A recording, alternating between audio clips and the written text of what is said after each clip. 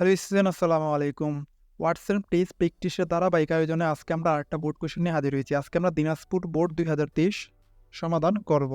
তাহলে বোর্ড কোয়েশ্চেনগুলো সমাধান করার পূর্বে যে মেইন ক্লাসটা হোয়াটসঅ্যাপ টেস্টের উপর যে মেইন ক্লাসটা নেওয়া হয়েছে সেই ক্লাসটা আগে দেখো। তারপর সেই ক্লাসটা দেখার পরে যদি বোর্ড কোয়েশ্চেন সমাধান করো সেটা তোমার ক্ষেত্রে সবচেয়ে বেশি উপকারী হবে। তাহলে পূর্বে কী করবা, মেইন ক্লাসটা দেখে আসবে হোয়াটসঅ্যাপ পেজের উপরে। সেখানে একদম হোয়াটসঅ্যাপ পেজগুলো ভেঙে ভেঙে একদম সুন্দরভাবে বোঝানো হয়েছে।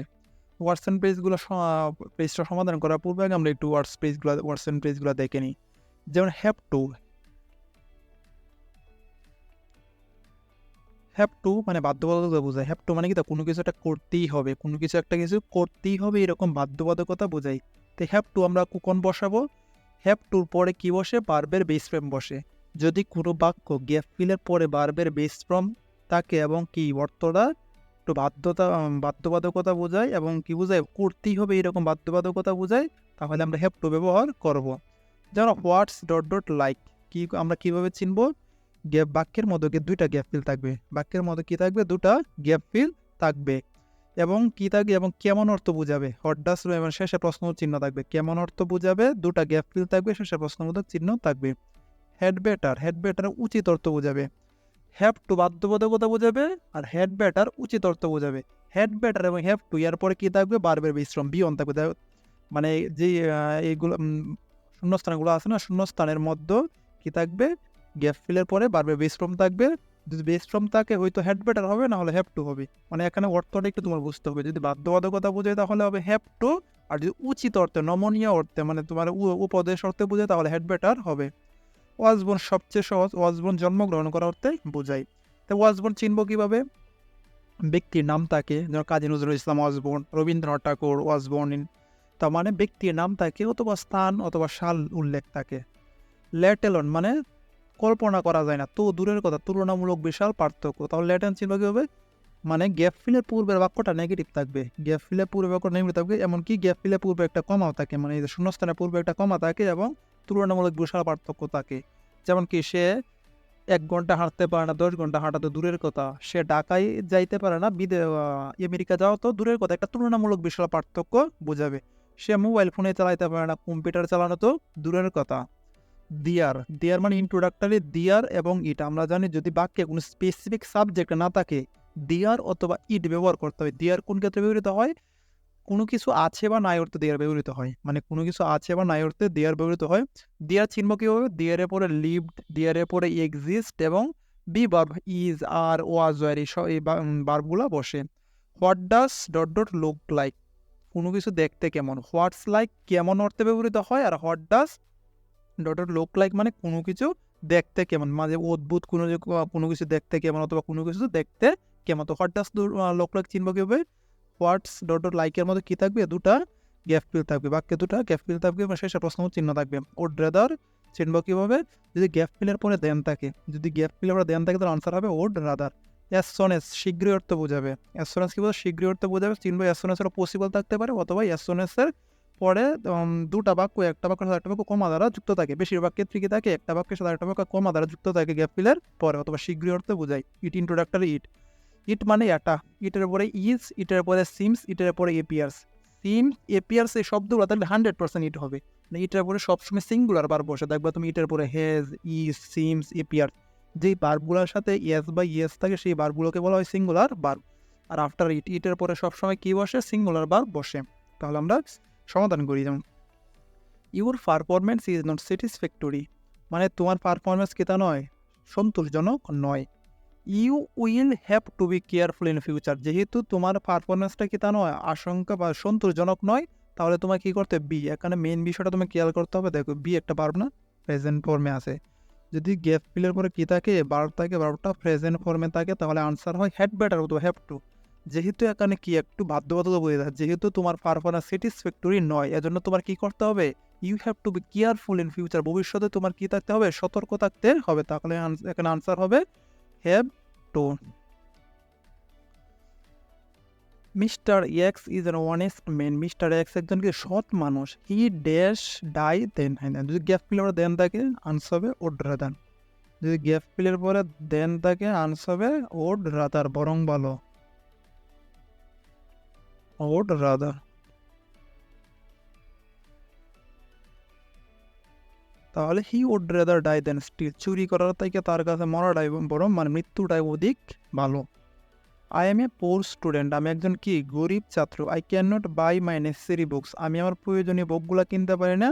Late alone a smartphone set, smartphone set কিনা তো দূরের কথা।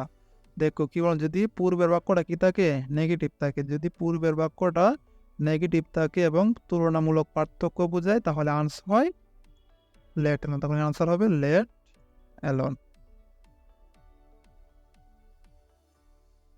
You have failed in the exam, you have failed, তুমি ফেল করেছো ইন দ্য টেস্ট এক্সাম, মানে টেস্ট এক্সাম তুমি কি তা ফেল করেছো। ইউ হ্যাড বেটার স্টার্ট, আছে একটা স্টার্ট, দেখুন যদি গ্যাপ ফিলের পরে কি থাকে বারবের বেস ফর্ম থাকে তাহলে আনসার হয় হ্যাড বেটার অথবা হ্যাভ টু। যেহেতু আমরা হ্যাভ টু পুরো ব্যবহৃত করেছি তাহলে আনসার একটাই হবে had better, had B double T R better. লক্ষ্য করবো তবে গ্যাপ ফিলের পরে যে বার থাকে হয়তো হ্যাড বেটার নাহলে হ্যাভ টু, যদি বারবার বেস ফর্ম থাকে গ্যাপ ফিলের পরে আনসার কি হবে হ্যাভ টু অথবা হ্যাড বেটার, হ্যাভ টু অথবা হ্যাড বেটার। তো যেহেতু উচিত অর্থে হয় হ্যাড বেটার আর একটু বাধ্যবাধকতা জোর প্রদান অর্থে হয় হ্যাভ টু। তাহলে এখানে you have fail in the test exam, তুমি টেস্ট এক্সামে কি ফেল করেছো।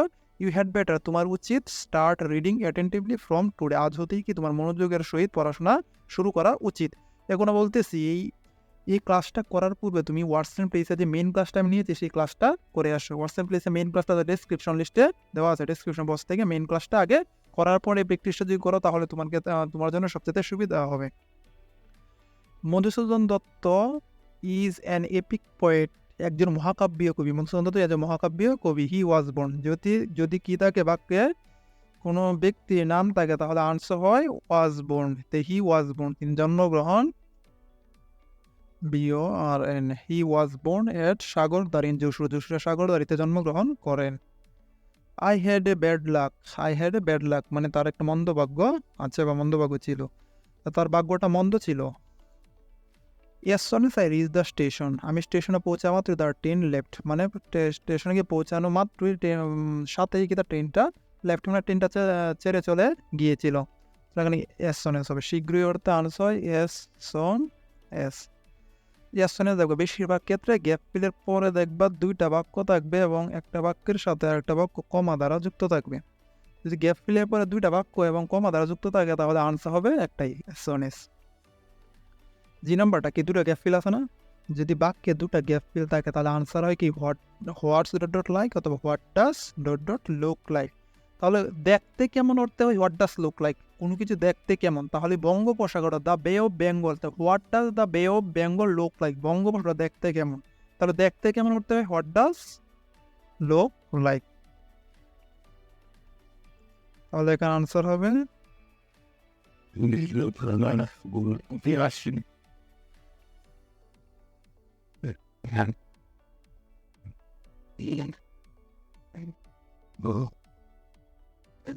তাহলে what does the bay of Bengal look like, bay of Bengal বঙ্গোপসাগর দেখতে কেমন। My friend is going to there for a visit, my friend আমার বন্ধু ইজ গোয়িং টু যাচ্ছে সেখানে কিসের জন্য, ভ্রমণের জন্য। এখানে দুটো গ্যাপ ফিল, যেহেতু হোয়াট ডাজ লুক লাইক আমরা পূর্বে ব্যবহার করেছি তাহলে এখানে একটা আনসার কি হবে হোয়াটস লাইক। কেমন অর্থে হয় হোয়াট লাইক, আর দেখতে কেমন অর্থে হয় হোয়াট ডাজ লুক লাইক। কোনো কিছু দেখতে কেমন হলে হোয়াট ডাজ লুক লাইক, আর কোনো কিছু কেমন অর্থে হয় হোয়াটস লাইক।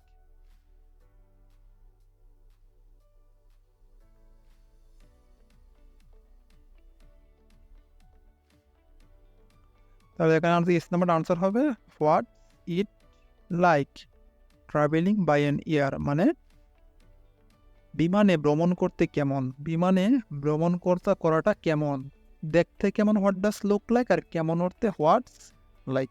তাহলে বিমানে ভ্রমণ করতে কেমন, I have no idea about it, এটার সম্পর্কে আমার কোনো আইডিয়া নেই। Recently I have visited the Sundarban, সম্প্রতি আমি কি করেছি সুন্দরবন ভ্রমণ করেছি।